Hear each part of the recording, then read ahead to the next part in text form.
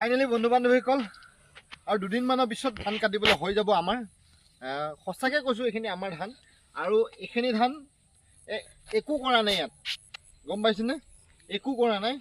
আপোনালোকে চাব এইফালে ইয়াত পূৰা পকি গ'ল, দেখিছেনে? ইয়াত ধান মানে একোৱে কৰা নাই, 1 টকাও পেলোৱা নাই, খালি নিজে নিজে ধান হৈছে। আৰু কাইলৈ পৰহিলৈ কাটিবলৈ হ'ব। তাকে কাতি বিহু আগত যদি কাতি বিহুৰ সময়ত যদি আগটো নিব পাৰোঁ মনটো ভাল লাগিব। আৰু কাৰণ এইফালে ধান পকি গৈছে, বেছিকৈ পকি গৈছে, বেয়া লাগিছে অকণমান। আৰু 4-5 দিন আছে, সোমবাৰলৈ হ'লেই বিহু।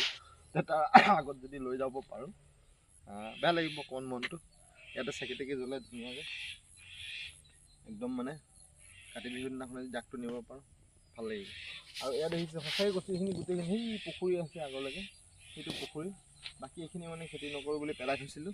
তাৰপিছত নিজে নিজে ইয়াত ধান হৈছে।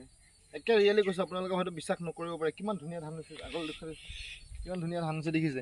1 টকা পালোঁ না সাৰ মাৰিছোঁ না কিবা মাৰিছোঁ না এডাল ধান ৰুইছোঁ।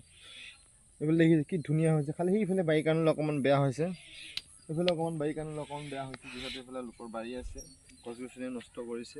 আৰু একেবাৰে যত্ন এটাই কৈছিলোঁ যে এইফালে ট্ৰেক্টৰ উঠাই অনা নিয়া কৰিম বুলি কৈছে। মই বোলো নকৰিব এনেকৈ। আৰু বাকী ভাল লাগিলে আপোনালোকে লাইক কমেণ্ট কৰিবলৈ একেবাৰে নাপাহৰিব। Bye bye.